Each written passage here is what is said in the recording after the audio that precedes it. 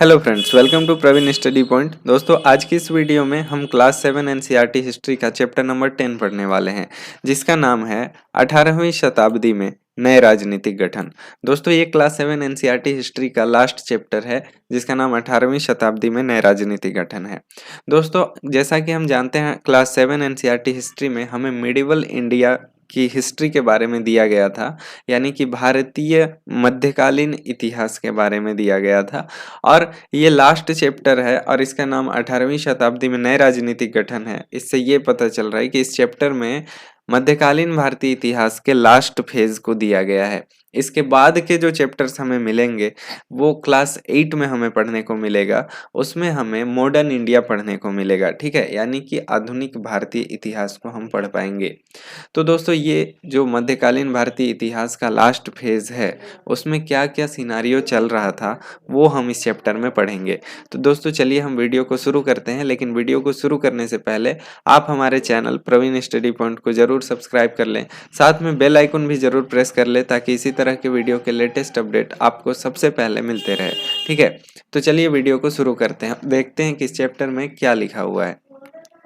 दोस्तों, यहाँ लिखा हुआ है, यदि आप मानचित्र 1 और 2 को ध्यानपूर्वक देखेंगे तो आपको पता चलेगा कि 18वीं शताब्दी के पूर्वार्ध के दौरान उपमहाद्वीप में कुछ विशेष रूप से उल्लेखनीय घटनाएं घटी।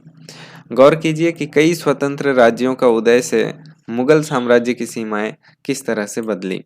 आप यह भी देखें कि 1765 तक एक अन्य शक्ति यानी ब्रिटिश सत्ता ने पूर्वी भारत के बड़े हिस्सों को सफलतापूर्वक हड़प लिया था।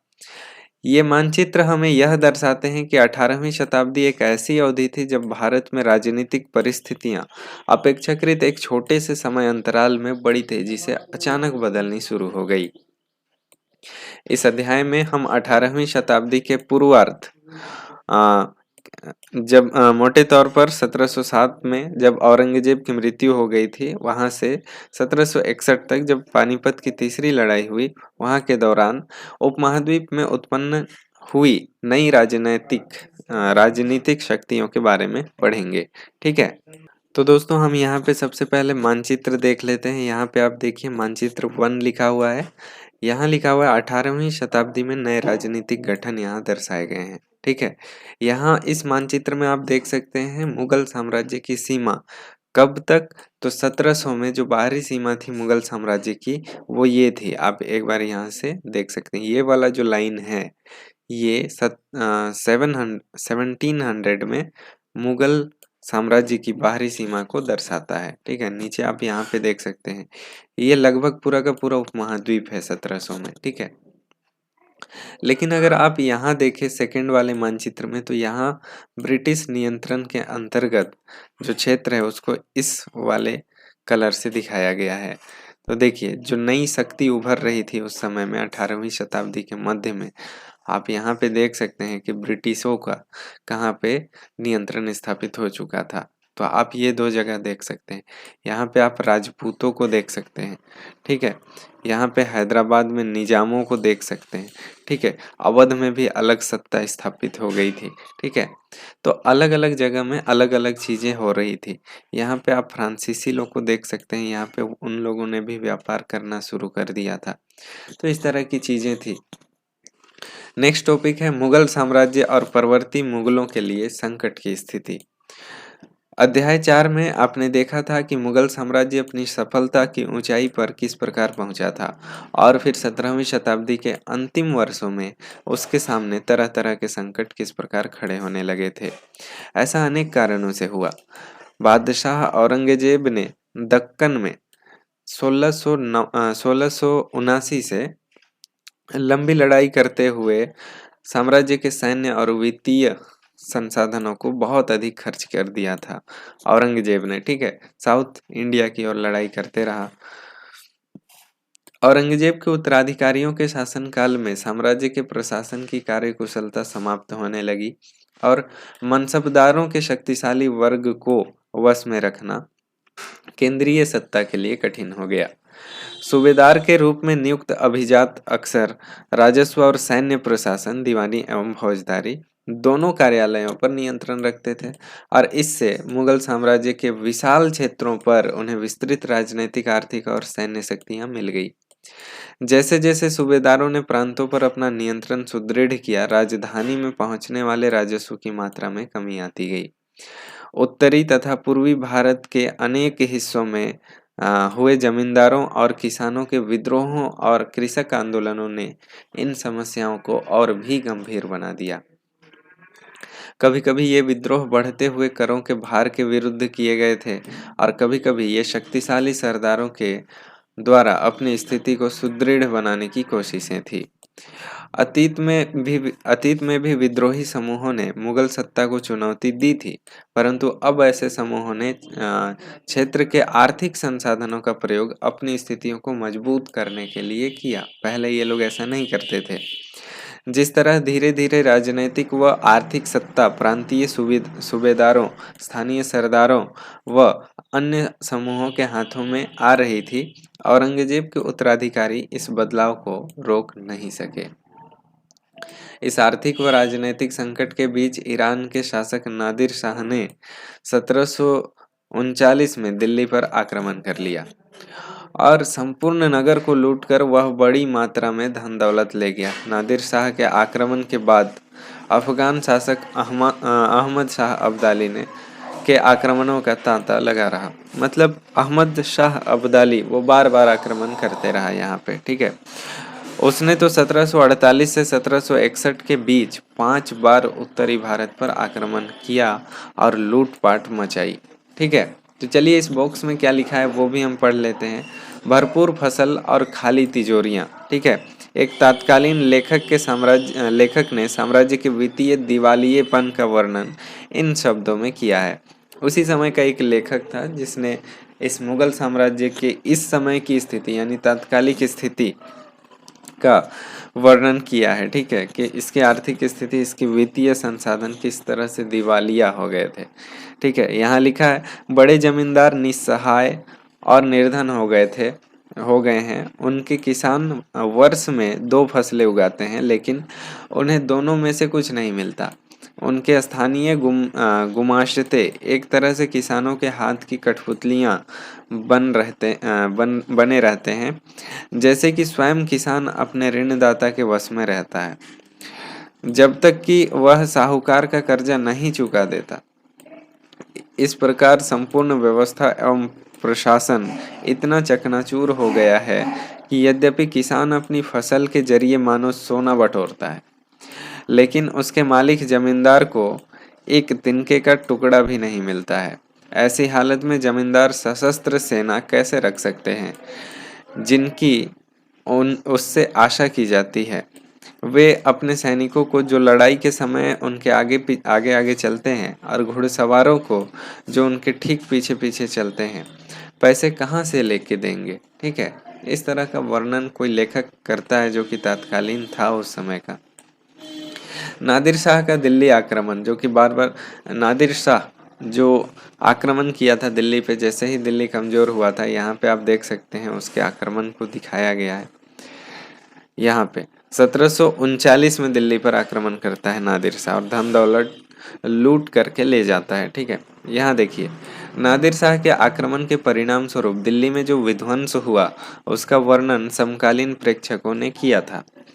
इनमें से एक ने मुगल कोष से जिस तरह धन लूटा गया था उस वर्णन को इस तरह से किया है। यहाँ पे आप देख सकते हैं, 60 लाख रुपए और कई हजार सोने के सिक्के, लगभग 1 करोड़ रुपए के सोने के बर्तन, लगभग 50 करोड़ रुपए के गहने जवाहरात और अन्य चीजें ले गया, जिनमें से कुछ तो इतनी बेशकीमती थी कि दुनिया में उसका मुकाबला कोई नहीं कर सकता था। जैसे तख्ते ताउस यानी मयूर सिंहासन भी ले गया, ठीक है।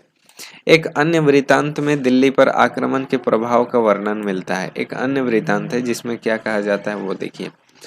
जो कभी मालिक थे अब बड़ी दर्दनाक हालात में आ गए हैं। जिन्हें कभी भरपूर इज्जत थी, थोड़ा सा मिटा लेते हैं, जिन्हें कभी भरपूर आदर इज्जत दी जाती थी, उन्हें अब प्यास बुझाने के लिए पानी भी नहीं मिलता। अलग थलग पड़े लोगों को उनके कानों से खींचकर बाहर निकाल दिया गया। दौलतमंदों को भिखारी बना दिया गया। जो शौकीन लोग कभी तरह तरह के सुंदर कपड़े पहनकर पोशाकों का नया नया फैशन चलाते थे, अब नंगे घूमने लगे। और जिनके पास जमीन जायदाद की कोई कमी नहीं थी, वे अब बेघर हो गए। नया शहर यानी शाहजहानाबाद अब मलबे का ढेर बन गया है। नादिर शाह ने तब शहर के पुराने मोहल्लों पर हमला बोला और वहां की सारी दुनिया को तबाह कर डाला। ठीक है, तो इस तरह का वर्णन हमको तत्कालीन लेखकों के वृत्तांतों से मिलता है। ठीक है, तो आप अंदाजा लगा सकते हैं कि कैसा उस समय का जो परिस्थिति है, उस समय की जो स्थिति है वो कैसी रही होगी। ठीक है, यहाँ पे एक चित्र आप देख सकते हैं नादिर शाह का, जो 1789 का चित्र है। ठीक है, ये है नादिर शाह। नेक्स्ट जो टॉपिक है दोस्तों, यहाँ पे आप देख सकते हैं, हम यहाँ से पढ़ना शुरू करते हैं। ठीक है, साम्राज्य पर सब ओर से दबाव तो बढ़ ही रहा था। अभिजातों के विभिन्न समूहों की पारस्परिक प्रतिद्वंदिता ने उसे और भी कमजोर बना डाला।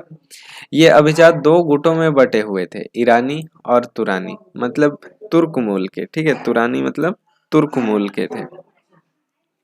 काफी समय तक परवर्ती मुगल बादशाह इनमें से एक या दूसरे समूह के हाथों की कठपुतली बने रहे। बेहद अपमानजनक स्थिति तब पैदा हो गई जब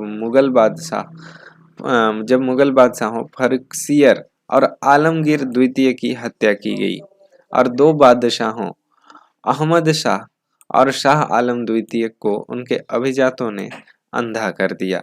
ठीक है, इस तरह की चीजें भी हुई।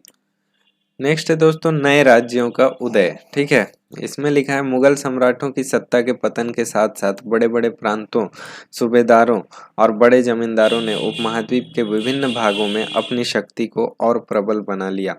18वीं शताब्दी के दौरान मुगल साम्राज्य धीरे धीरे कई स्वतंत्र क्षेत्रीय राज्यों में बिखर गया। मोटे तौर पर 18वीं शताब्दी के राज्यों को 3 परस्पर व्यापी समूहों में बांटा जा सकता है। पहला अवध, बंगाल व हैदराबाद। ठीक है, 18वीं शताब्दी के जो उपमहाद्वीप के समूह थे, जो अलग हो गए थे, उनको 3 परस्पर समूहों में बांटा जा सकता है। एक अवध, दूसरा बंगाल, तीसरा हैदराबाद। जैसे वे राज्य जो पहले मुगल प्रांत थे, हालांकि इन राज्यों के शासक अति शक्तिशाली थे और काफी हद तक स्वतंत्र थे। उन्होंने मुगल बादशाह से औपचारिक तौर पर अपने संबंध नहीं तोड़े थे। ठीक है, और दूसरा ऐसे राज्य जो मुगलों के पुराने शासनकाल में वतन जागीरों के रूप में काफी स्वतंत्र थे। ठीक है, तो ये जो अवध, बंगाल और हैदराबाद थे, ये प्रांत थे। ठीक है, जो कैसे प्रांत थे, जो मुगलों से अपना औपचारिक संबंध नहीं तोड़े थे। ठीक है, ये एक तरह का प्रांत था, मतलब एक तरह के राज्य हम कह सकते हैं। उस समय 18वीं शताब्दी में जिस तरह का सिनारियो था पूरे के पूरे उपमहाद्वीप में, उसमें पहला टाइप का जो प्रांत था वो कैसा था, जो मुगलों से अपना औपचारिक संबंध नहीं तोड़े थे। हालांकि वे बहुत हद तक स्वतंत्र थे और अपना स्वतंत्र शासन चलाते थे, बहुत शक्तिशाली भी थे। ठीक है, और दूसरा किस तरह का राज्य था, ऐसे राज्य जो मुगलों के पुराने शासनकाल में वेतन जागीरों के रूप में काफी स्वतंत्र थे। यानी वेतन जागीरों में जिनको दिया गया था, जैसे जो मनसबदार होते थे, ठीक है, वे भी शक्तिशाली हो गए थे। जैसे यहाँ देखिए, इनमें कई राजपूत प्रदेश शामिल है। ठीक है, और थर्ड किस तरह का राज्य था उस समय में, तो तीसरी श्रेणी में मराठों, सिखों और जाटों के राज्य आते थे। ये विभिन्न आकार के थे और इन्होंने कड़े और लंबे सशस्त्र संघर्ष के बाद मुगलों से स्वतंत्रता छीन कर ली थी। ठीक है, मराठों, सिखों, जाटों के जो राज्य थे, ये पूरे के पूरे पूर्णतः स्वतंत्र राज्य थे। ठीक है, इन्होंने मुगलों से स्वतंत्रता जो है वो छीन करके ली थी। ठीक है, अब हम नेक्स्ट देखेंगे पुराने मुगल प्रांत।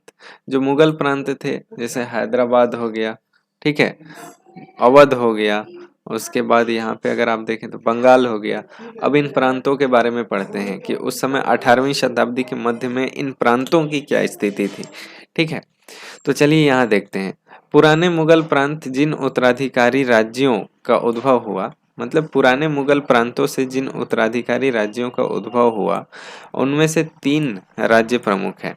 पहला अवध, दूसरा बंगाल और तीसरा हैदराबाद। यही मैंने आपको तभी भी बताया था। ठीक है, ये तीनों ही राज्य उच्च मुगल अभिजातों द्वारा स्थापित किए गए थे। इन तीनों राज्यों के संस्थापक शहादत खान जो है वो अवध के थे, मुर्शिद कुली खान जो है वो बंगाल के थे और आसफ जाह जो है वो हैदराबाद के थे। ये ऐसे व्यक्ति थे जिनका मुगल दरबार में बहुत ऊंचा स्थान था। ठीक है, शहादत खान, मुर्शिद कुली खान और आसफ जाह जो हैदराबाद के थे, ये ऐसे व्यक्ति थे जिनका मुगल दरबार में बहुत ऊंचा स्थान था। तो एक बार फिर हम रिपीट कर लेते हैं। जो शहादत खान थे वे अवध के नवाब थे, मुर्शिद कुली खान जो थे वो बंगाल के नवाब थे और अहसफ मतलब आसफ जाह जो थे वो हैदराबाद के नवाब थे। ठीक है, नेक्स्ट यहाँ पे देखेंगे मुगल बादशाहों को उन पर भरोसा और विश्वास था। ठीक है, आसफ जाह और मुर्शिद कुली खान दोनों को 7-7 हजार जात का दर्जा मिला हुआ था। जो मनसबदारों को जो पद मिलता था वो 7-7 हजार का जात, जो सबसे बड़ा पोस्ट माना जा सकता है, वो इन्हीं का था। ठीक है, इसलिए मुगल बादशाहों को इन पर भरोसा भी था। ठीक है, जबकि शहादत खान की जात का दर्जा 6,000 का था। शहादत खान की जात का दर्जा 6,000 का था, बाकियों का 7-7 हजार का जात का दर्जा मिला हुआ था। हैदराबाद सबसे फर्स्ट में हम देखते हैं हैदराबाद प्रांत। हैदराबाद प्रांत के किसको मिला हुआ था? तो आसफ जाह को मिला हुआ था। इसका नाम था निजाम उल मुल्क आसफ जाह, जो 1724 से 1748 तक वहां पे शासन करता है, जिसने हैदराबाद राज्य की स्थापना की थी और मुगल बादशाह फर्रुखसियर के दरबार का एक अत्यंत शक्तिशाली सदस्य था। उसने सर्वप्रथम अवध को सूबेदारी सौंपी थी। ठीक है, उसे सर्वप्रथम अवध की सूबेदारी सौंपी गई थी और बाद में उसे दक्कन का कार्यभार दे दिया गया। 1720 से 1722 के मध्य ही दक्कन प्रांतों का सूबेदार होने की वजह से आसफ जाह के पास पहले से ही राजनीतिक और वित्तीय प्रशासन का पूरा नियंत्रण था। दक्कन में होने वाले उपद्रवों और मुगल दरबार में चल रही प्रतिस्पर्धा का फायदा उठाकर उसने सत्ता हथियाई तथा उस क्षेत्र का वास्तविक शासक बन गया। आसफ जाह अपने लिए कुशल सैनिकों तथा प्रशासकों को उत्तरी भारत से लेकर आया और वे दक्षिण में नए अवसर पाकर प्रसन्न थे। उसने मनसबदार नियुक्त किए और इन्हें जागीरें प्रदान की। हालांकि वह अभी भी मुगल सम्राट का सेवक था, फिर भी वह काफी आजादी से शासन चलाता था। न तो वह दिल्ली से कोई निर्देश लेता था, न ही दिल्ली उसके कामकाज में कोई हस्तक्षेप करती थी।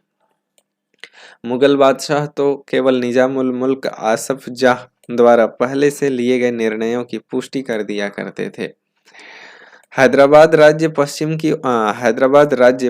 की ओर मराठों के विरुद्ध जो है और पठारी क्षेत्र के स्वतंत्र तेलुगु सेना नायकों के साथ युद्ध करने में सदा संलग्न रहता था।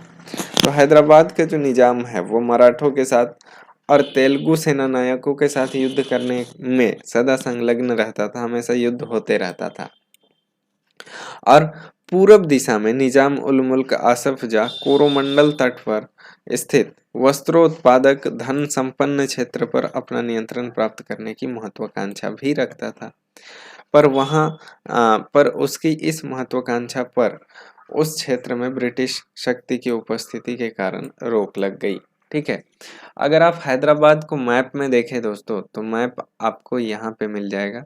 ठीक है, यहाँ पे देखिए, ये वाला जो इलाका है, ये हैदराबाद है। ठीक है, यहीं पे आसफ जाह जो है वो शासक बनकर बैठा हुआ है। अगर आप इसके पश्चिम में देखें तो यहाँ पे पूरा का पूरा मराठा साम्राज्य था। हैदराबाद तो ये हो गया, ये वाला हो गया हैदराबाद, वो तो निजाम हैदराबाद करके लिखा हुआ है। और ये इधर जो है, इधर ये पूरा मराठा साम्राज्य था। यहाँ पे अगर आप देखें तो यहाँ पे आपको दिखाई दे रहा होगा मराठा। तो पश्चिम की ओर जब भी ये जाते थे तो मराठों से इनका लड़ाई होता था, और जब ये पूरब की ओर जाते थे तो यहाँ आप देख सकते हैं कुछ समय बाद यहाँ ब्रिटिश ईस्ट इंडिया कंपनी का नियंत्रण था, तो उनके साथ भी इनका युद्ध होते रहता था। और यहाँ पे तेलुगु जो सेना नायक होते थे, साउथ वाला इलाका है ना, तो वहाँ उनसे भी इनका युद्ध चलते रहता था। ठीक है। और साथ में यहाँ जो बंदरगाह है उस पर ये हैदराबाद के जो निज़ाम है वो नियंत्रण चाहते थे, ताकि इनका व्यापार बढ़िया चल सके, इनको राजस्व मिल सके, कर मिल सके। ठीक है। तो नेक्स्ट अगर हम देखें यहाँ पे, तो निज़ाम की फौज के बारे में यहाँ कुछ दिया गया है। हैदराबाद के निज़ाम के निजी सैनिकों का वर्णन 1790। निजाम के पास 400 हाथियों की सवारी है। उसके आसपास कई हजार घुड़सवार रहते हैं और इन अत्यंत कुशल और अति सुंदर सजे हुए सवारों का सांकेतिक वेतन 100 रुपए से ज्यादा है। उस समय के 100 रुपये बहुत ज्यादा होते थे, हो सकता है। नेक्स्ट यहाँ पे देखिए अवध। ठीक है। मुगल साम्राज्य का दूसरा प्रांत अवध। ठीक है। अवध के बारे में हम पढ़ेंगे। बुरहान उल मुल्क शहादत खान। ठीक है। ये तो निजाम उल मुल्क था। ठीक है। ये हैदराबाद का निजाम उल मुल्क आसफ जाह। अब ये जो अवध का नवाब है ये बुरहान उल मुल्क शहादत खान है, जो 1722 में अवध का सूबेदार नियुक्त किया गया था। ठीक है। मुगल साम्राज्य का विघटन होने पर जो राज्य बने उनमें यह राज्य सर्वाधिक महत्वपूर्ण राज्यों में से एक था। अवध एक समृद्धशाली प्रदेश था जो गंगा नदी के उपजाऊ मैदान में फैला हुआ था और उसकी भारत तथा बंगाल के बीच व्यापार का मुख्य मार्ग उसी में से होकर गुजरता था, अवध में से ही। तो सबसे पहले हम अवध का लोकेशन देख लेते हैं कि अवध जो है वो है कहाँ पे। ठीक है। हम यहाँ सबसे पहले रेड पेन ले लेते हैं। ठीक है। रेड पेन से देखेंगे कहाँ पे है। तो यहाँ पे अगर आप देखें तो ये वाला इलाका, ये देखिए, ये अवध का इलाका है। ठीक है। और अगर आप ये देखें तो ये बंगाल है, बंगाल। ठीक है। और यहाँ से देखिए गंगा नदी ये वाला है, तो गंगा नदी ये, तो ये गंगा नदी यहीं से अवध से ही होकर गुजर रही है। ये व्यापार का मार्ग भी हो गया, तो व्यापार का मार्ग जो है वो यहीं से होकर गुजरता था। ठीक है। तो चलिए अब हम नेक्स्ट चले जाते हैं अपने उसमें।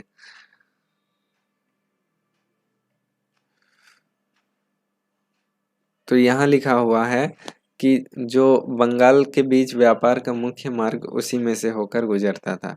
ठीक है। उत्तरी भारत और बंगाल के बीच का। बुरहान उल मुल्क ने भी अवध की सूबेदारी, दीवानी और फौजदारी एक साथ अपने हाथ में ली और सूबे के राजनीतिक, वित्तीय और सैनिक मामलों का एकमात्र कर्ताधर्ता बन गया। ठीक है। बुरहान उल मुल्क, बुरहान उल मुल्क ने अवध क्षेत्र में मुगल प्रभाव को कम करने की कोशिशों के चलते मुगलों द्वारा नियुक्त अधिकारियों की संख्या में कटौती कर दी। ठीक है। और मतलब जो जागीरदार थे उनको हटा दिया, जो मुगलों द्वारा नियुक्त थे। उसने जागीरों के आकार में भी कटौती की और रिक्त स्थानों पर अपने निष्ठावान सेवकों को नियुक्त किया। अपने विश्वसनीय सेवक को नियुक्त करता है फिर। ठीक है। धोखाधड़ी को रोकने के लिए जागीर अधिकारियों के खातों व लेखों की जांच की गई और नवाब के दरबार द्वारा नियुक्त अधिकारियों द्वारा सभी जिलों के राजस्व का फिर से निर्धारण किया गया। उसने अनेक राजपूत जमींदारियों और रुहेलखंड के अफगानों को उपजाऊ कृषि भूमियों को अपने राज्य में मिला लिया। ठीक है। राजपूत जमींदारियों और रुहेलखंड के अफगानों की उपजाऊ कृषि भूमियों को भी अपने राज्य में मिला लिया। ठीक है। राज्य ऋण प्राप्त करने के लिए स्थानीय सेठ, साहूकार और महाजनों पर निर्भर रहता था। ठीक है। किस पर निर्भर रहता था? तो सेठ पर, स्थानीय सेठ, साहूकार और महाजनों पर निर्भर रहता था ऋण प्राप्त करने के लिए।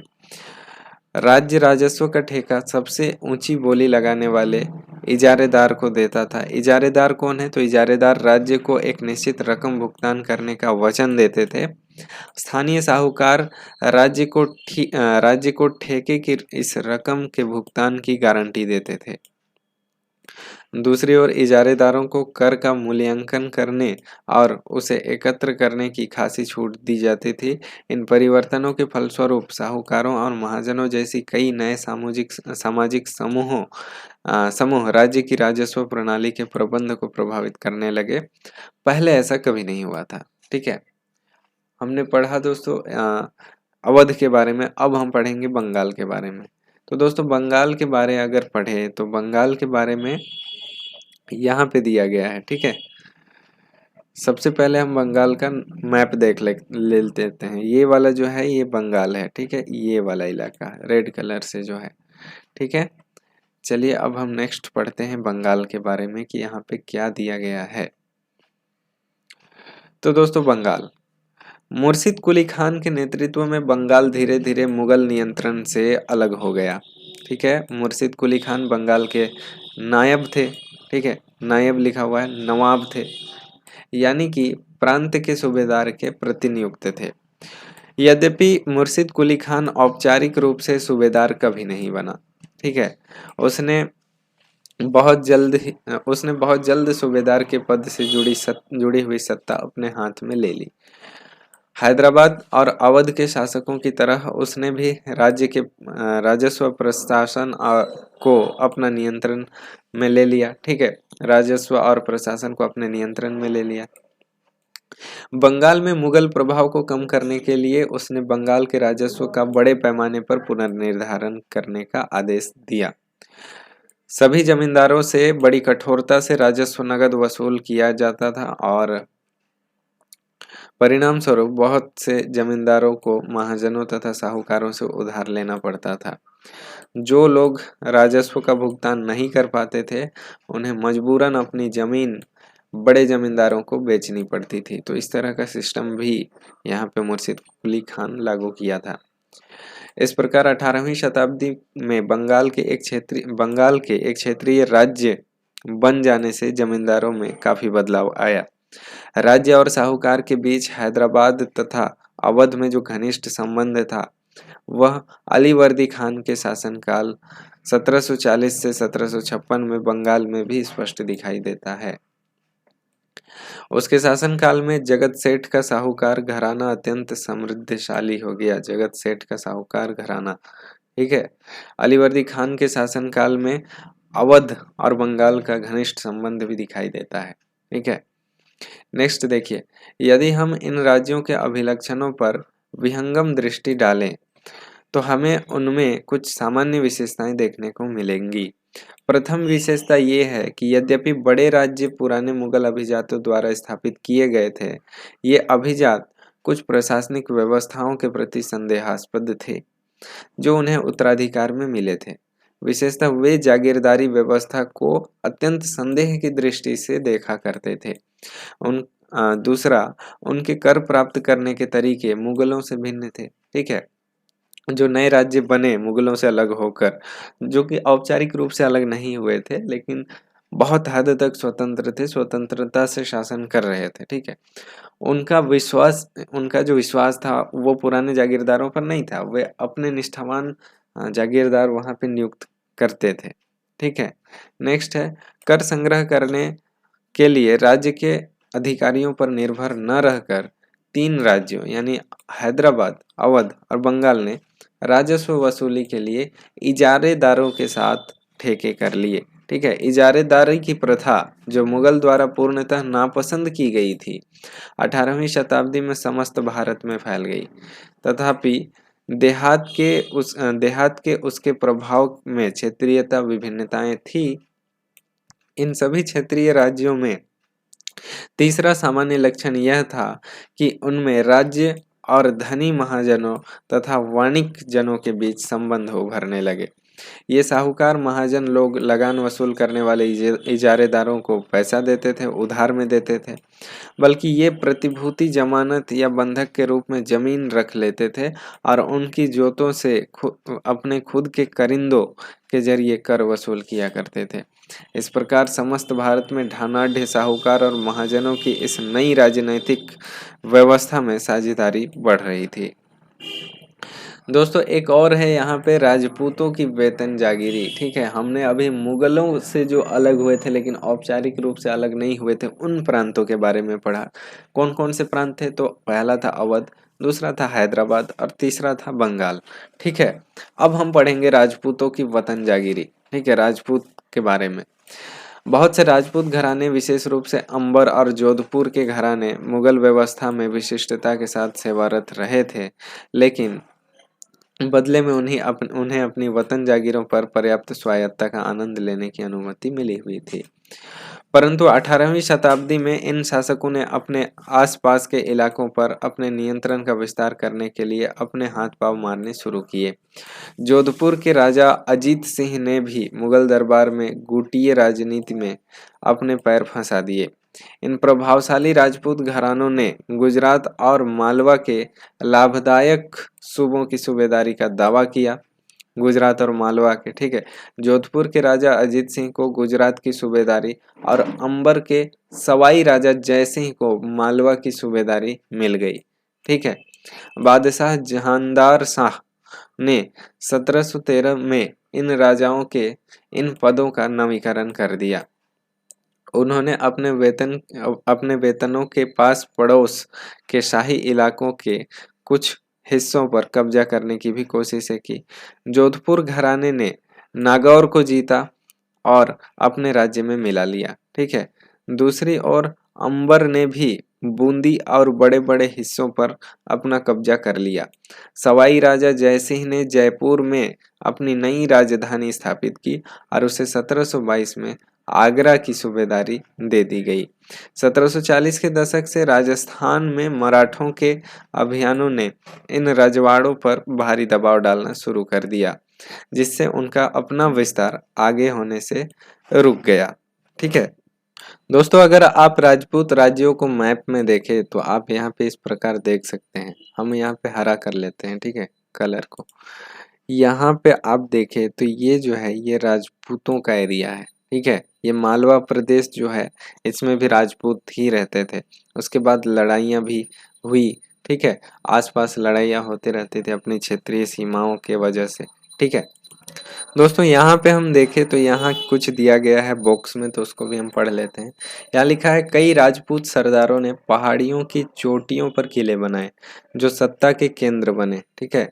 व्यापक किलेबंदी के साथ इन भव्य संरचनाओं में नगर, महले, मंदिर, व्यापारिक केंद्र, जल संग्रहण संरचनाएं और अन्य इमारतें होती थी। चित्तौड़गढ़ किले में तालाब, कुंडी यानी कुएं, बावली जैसे कई जल निकाय थे, ठीक है। यहाँ पे अगर आप देखें तो यहाँ पे कुछ फोटो यहाँ पे दिख सकता है, ठीक है। और अगर हम चित्तौड़ का किला देखना चाहें तो हम गूगल में भी देख सकते हैं, ठीक है। दोस्तों, तो यहाँ आप देख सकते हैं ये चित्तौड़गढ़ का किला है। ये कितना भव्य लगता है। ये पहाड़ी पर बनाया गया था, ये राजपूतों का किला है।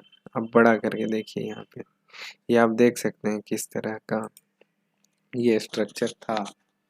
थोड़ा सा हम इसको बड़ा कर लेते हैं। देखिए ये पूरा का पूरा आपको दिखाई दे रहा है।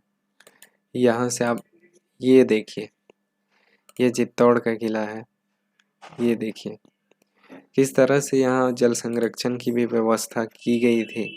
इतने पहाड़ी के ऊपर में जो किला बनाया गया है, इसमें कितना सुंदर देखने में भी लग रहा है, कितना अच्छा नज़ारा है। ये देखिए, ये देखिए, ये सारा का सारा चित्तौड़गढ़ का किला है। तो चलिए अब हम इसमें चले जाते हैं। यही जो यहाँ पे दिखाया जा रहा है ये राजपूत किला चित्तौड़गढ़ का किला है। नेक्स्ट यहाँ पे अगर हम देखें तो जयपुर के राजा जयसिंह 1732 के एक फारसी वृत्तांत में राजा जयसिंह का वर्णन। राजा जयसिंह अपनी सत्ता की चरम सीमा पर थे। 12 वर्ष के लिए वे आगरा के सूबेदार रहे और 5 या 6 वर्ष के लिए मालवा के भी रहे। उनके पास विशाल सेना, तोपखाना तथा भारी मात्रा में धन संपदा थी। उनका प्रभाव दिल्ली से लेकर नर्मदा के तट पर फैला हुआ था, ठीक है। ये जयपुर के राजा जो है जयसिंह 1732 में एक फारसी वृत्तांत में इसका वर्णन मिलता है कि राजा जयसिंह जो है वो अपनी सत्ता की चरम सीमा पर थे और 12 वर्ष के लिए वे आगरा के सूबेदार भी रहे थे और 5 या 6 वर्ष के लिए मालवा के भी रहे थे। और उनके पास विशाल सेना भी थी, तोपखाना भी था, भारी मात्रा में धन संपदा भी थी, ठीक है। यहाँ पे अगर आप देखना चाहें तो जयपुर का जंतर मंतर यहाँ पे आप देख सकते हैं। यहाँ देखिए ये कुछ दिया गया है। और नेक्स्ट यहाँ देखना है आज़ादी हासिल करना। सिखों के बारे में हम पढ़ेंगे। सिखों का भी इस टाइम पीरियड में कुछ ना कुछ सिनारियो रहा होगा, तो वो हम यहाँ पे जानेंगे। ठीक है, अध्याय 8 में आपने पढ़ा कि 17वीं शताब्दी के दौरान सिख एक राजनीतिक समुदाय के रूप में गठित हो गए थे। इसने पंजाब के क्षेत्रीय राज्य निर्माण को बढ़ावा मिला। ठीक है, इससे पंजाब के क्षेत्रीय राज्य निर्माण को बढ़ावा मिला। गुरु गोविंद सिंह ने 1699 में खालसा पंथ की स्थापना से पूर्व और उसके पश्चात राजपूत व मुगल शासकों के खिलाफ कई लड़ाइयां लड़ी। 1708 में गुरु गोविंद सिंह की मृत्यु के बाद बंदा बहादुर के नेतृत्व में खालसा ने मुगल सत्ता के खिलाफ विद्रोह किए।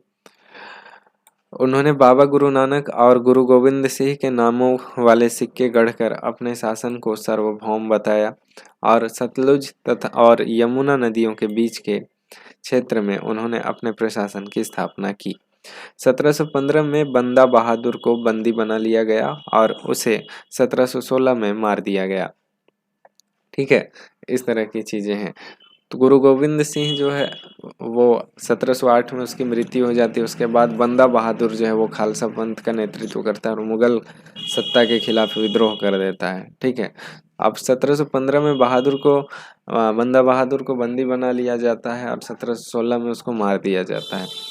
18वीं शताब्दी में कई योग्य नेताओं के नेतृत्व में सिखों ने अपने आप को पहले जत्थों में और बाद में मिसलों में संगठित किया। इन जत्थों और मिसलों की संयुक्त सेनाएं दल खालसा कहलाती थी। ठीक है, और उन दिनों दल खालसा बैसाखी और दिवाली के पर्वों पर अमृतसर में मिलता था और इन बैठकों में वे सामूहिक निर्णय लिए जाते थे जिन्हें गुरुमाता यानी गुरु के प्रस्ताव कहा जाता था।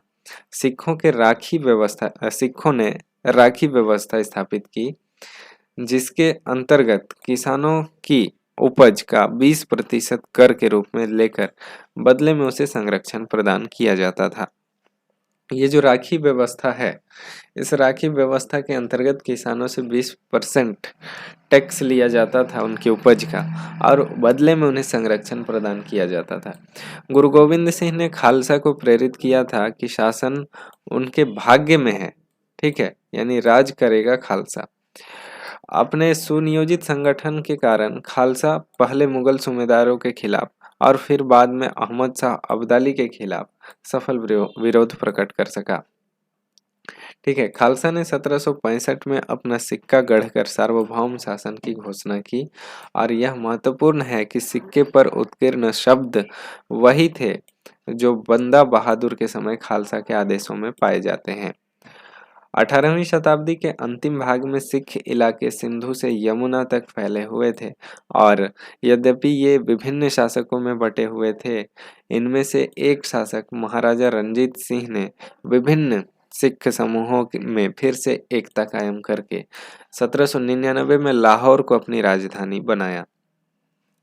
ठीक है, तो इस तरह से सिख भी जो थे वो एक राजनैतिक शक्ति के रूप में उभर रहे थे और ये स्वतंत्र राजनैतिक शक्ति थे उस समय में।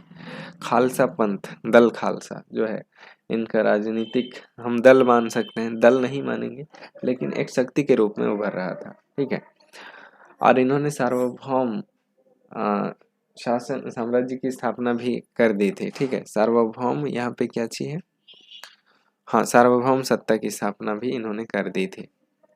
मराठा, अब मराठाओं के बारे में पढ़ेंगे। हमने सिखों के बारे में पढ़ा तो ये पंजाब वाले इलाके में था। ठीक है, पंजाब वाला इलाका कहाँ है, तो पंजाब वाला इलाका ये है। ठीक है, ये लाहौर जो है इसको उन्होंने अपनी राजधानी बनाया था। यहाँ पे आप देख सकते हैं ये सिख हैं। ठीक है, और अभी हम पढ़ेंगे मराठाओं के बारे में। तो यहाँ हमने पहले से इसको कलर किया हुआ है, यही है मराठा, तो ये दक्षिण में है। ठीक है, तो इनके बारे में अभी हम पढ़ेंगे। मराठा राज्य एक अन्य शक्तिशाली क्षेत्रीय राज्य था जो मुगल शासन का लगातार विरोध करके उत्पन्न हुआ था। ठीक है, ये अन्य क्षेत्रीय राज्य था जो मुगल शासन का विरोध करके उत्पन्न हुआ था। शिवाजी 1627 से 1680, ठीक है, ये फिर कलर हो गया, इसको हम फिर मिटा लेते हैं। शिवाजी जो था वो 1627 से 1680 ने शक्तिशाली योद्धा परिवारों की सहायता से एक अस्थाई राज्य की स्थापना की थी। ठीक है, शिवाजी ने इसकी स्थापना की थी। ठीक है, अस्थाई योद्धा परिवार जिसको क्या कहा जाता था, देशमुख, उनसे इसकी स्थापना की थी। अत्यंत गतिशील कृषक पशुचारक जो कुणबी कहे जाते थे, अत्यंत गतिशील कृषक पशुचारक मराठों की सेना के मुख्य आधार बन गए। शिवाजी ने प्रायद्वीप में मुगलों को चुनौती देने के लिए इस सैन्य बल का प्रयोग किया। शिवाजी की मृत्यु के पश्चात मराठा राज्य में प्रभावी शक्ति चित्पावन ब्राह्मणों के एक परिवार के हाथ में रही, जो शिवाजी के उत्तराधिकारियों के शासनकाल में पेशवा यानी प्रधानमंत्री के रूप में अपनी सेवाएं देते रहे। पुणे मराठा राज्य की राजधानी बन गया। पेशवाओं की देखरेख में मराठों ने एक अत्यंत सफल सैन्य संगठन का विकास कर लिया। उनकी सफलता का रहस्य यह था कि वे मुगलों के किलेबंद इलाकों से टक्कर न लेते हुए उनके पास से चुपचाप निकलकर शहरों कस्बों पर हमला बोलते थे।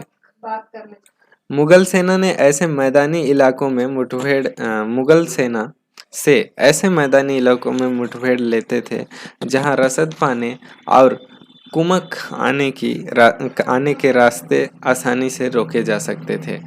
ठीक है, 1720 से 1761 के बीच मराठा साम्राज्य में काफी विस्तार हुआ। उसने स्नय स्नय और काफी सफलतापूर्वक मुगल साम्राज्य की सत्ता को क्षति पहुंचाई।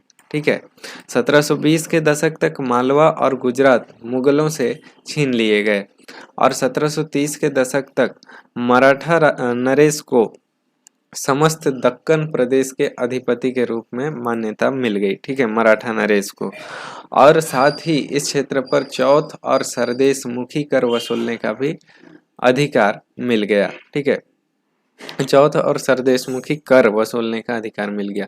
1737 यहाँ पे अगर आप देखें तो चौथ क्या होता था, जमींदारों द्वारा वसूले जाने वाले भू राजस्व का 25% दक्कन में मराठे जो है वो वसूलते थे। ठीक है, तो 25% जो भू राजस्व का वसूलते थे उसको चौथ कहा जाता है। और सरदेशमुखी किसको बोला जाता है, तो दक्कन में मुख्य राजस्व संग्रहकर्ता को दिए जाने वाले भू राजस्व का 9 से 10% हिस्सा। ठीक है, इसको सरदेशमुखी कहा जाता है। ठीक है, 1737 में दिल्ली पर धावा बोलने के बाद मराठा प्रभुत्व की सीमाएं तेजी से बढ़ी और वे उत्तर में राजस्थान और पंजाब और पूरब में बंगाल और उड़ीसा और दक्षिण में कर्नाटक और तमिल एवं तेलुगु प्रदेशों तक फैल गई। इन क्षेत्रों को औपचारिक रूप से मराठा साम्राज्य में सम्मिलित नहीं किया गया, मगर मराठा प्रभुसत्ता को स्वीकार करने के तरीके के रूप में उनसे भेंट की रकम ली जाने लगी। साम्राज्य के इस विस्तार से उन्हें संसाधनों का भंडार तो मिल गया, मगर उनके लिए उन्हें कीमत भी चुकानी पड़ी।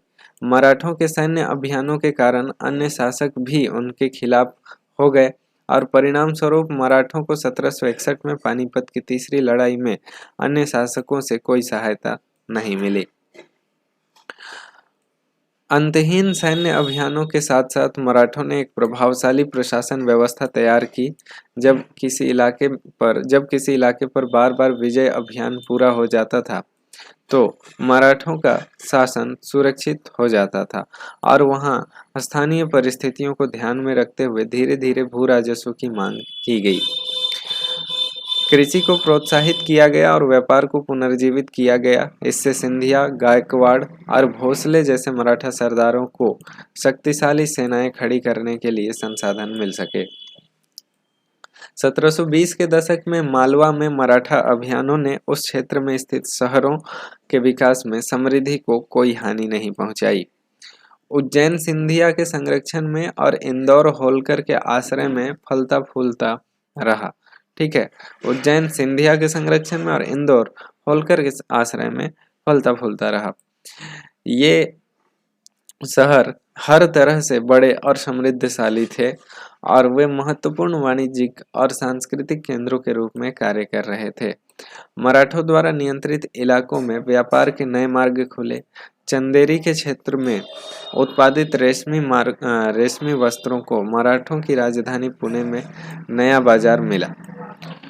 बुरहानपुर पहले आगरा और सूरत के बीच की दूरी पर ही अपने व्यापार में संलग्न था।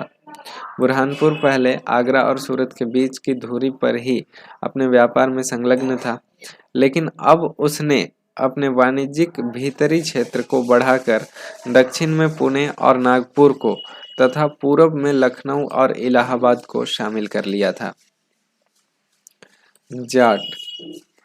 अन्य राज्यों की तरह जाट ने भी 17वीं और 18वीं शताब्दियों में अपनी सत्ता सुदृढ़ कर ली और अपने नेता चूड़ामन के नेतृत्व में उन्होंने दिल्ली के पश्चिम में स्थित क्षेत्रों पर अपना नियंत्रण कर लिया।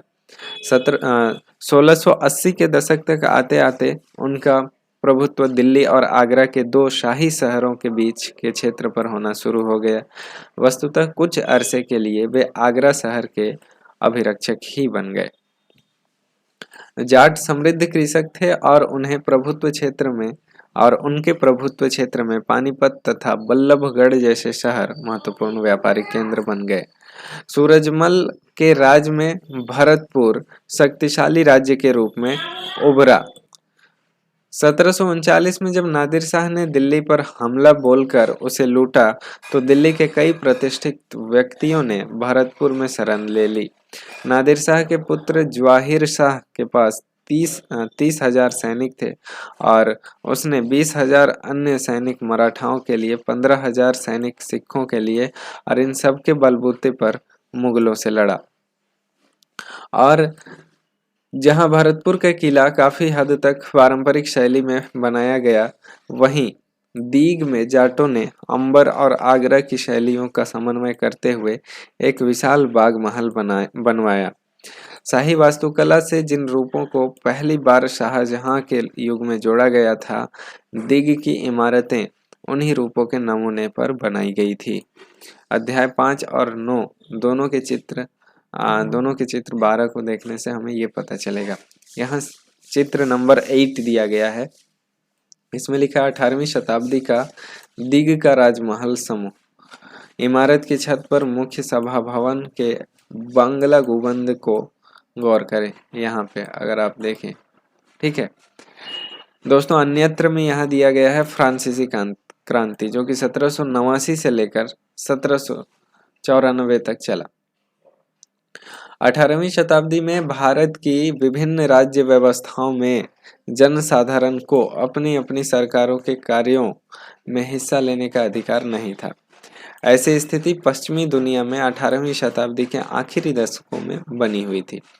अमेरिका 1776 से 1781 और अमेरिकी और फ्रांसीसी क्रांति ने इस स्थिति को और साथ साथ अभिजात वर्ग के सामाजिक व राजनैतिक प्राधिकारों को चुनौती दी। फ्रांसीसी क्रांति के दौरान मध्य वर्गों, किसानों और शिल्पकारों ने पादरीगण और अभिजातों के विशेषाधिकार के खिलाफ लड़ाइयाँ लड़ी। उनका मानना था कि समाज में किसी भी समूह के जन्मसिद्ध प्राधिकार नहीं होने चाहिए, बल्कि लोगों के सामाजिक स्थिति योग्यता पर निर्भर करनी चाहिए। फ्रांसीसी क्रांति के दार्शनिकों ने यह सुझाया कि सभी के लिए समान कानून और समान अवसर होने चाहिए। उनका यह भी कहना था कि सरकार की सत्ता लोगों से बननी चाहिए और जनता को सरकार के कार्यों में भूमिका अदा करने का अधिकार होना चाहिए। फ्रांसीसी और अमेरिकी क्रांतियों जैसे आंदोलनों ने धीरे धीरे प्रजाओं को नागरिकों में बदल डाला। नागरिकता, राष्ट्रीय राज्य एवं लोकतांत्रिक अधिकारों के विचारों ने भारत में 19वीं शताब्दी के अंतिम दशकों में से जकड़ पकड़ी। ठीक है, उसके बाद यहाँ भी लगभग उसी तरह का जो है आंदोलन शुरू होता है और बाद में आज के सिनारियों का अगर हम देखें राजनीतिक स्थिति परिस्थिति को, तो ये लोकतांत्रिक है। ठीक है, तो दोस्तों आज हमने चैप्टर 10 पढ़ा क्लास 7 एनसीईआरटी हिस्ट्री का, जिसमें हमने 18वीं शताब्दी में जो नए राजनीतिक गठन हुए उसके बारे में जाना। तो दोस्तों अगर आपको वीडियो अच्छा लगा हो, थोड़ा सा भी अगर वीडियो आपके लिए बेनिफिशियल हो, इन्फॉर्मेटिव हो, तो आप हमारे चैनल प्रवीण स्टडी पॉइंट को सब्सक्राइब कर ले, साथ में बेल आइकन भी जरूर प्रेस कर ले ताकि इसी तरह के वीडियो के लेटेस्ट अपडेट आपको सबसे पहले मिलते रहे। तो दोस्तों मिलते हैं इसी तरह के और भी वीडियोज़ में, तब तक के लिए धन्यवाद। जय हिंद।